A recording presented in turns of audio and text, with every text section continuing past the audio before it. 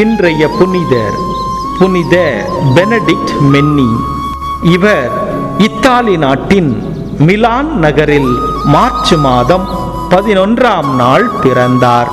தனது 17வது வயதில் இவர் செய்த ஆன்மீக தியாகமும் மிலான் நாட்டு துறவி ஒருவரின் அறிவுரையும் ஒவ்வொரு நாளும் அன்னை மரியாளின் படத்திற்கு முன்பு செய்த ஜெபங்களும் எடுத்துக்காட்டான வாழ்வுமே பெனடிக்டை துறவு சபைக்கு சேர உதவின.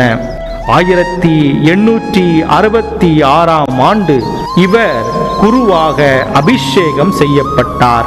ஏழைகளுக்கு உதவுகின்ற மனப்பான்மையுடன் மக்களுக்கு உதவ 22 நிலையங்களையும் பொது மருத்துவமனையையும் தொடங்கி நடத்தினார்.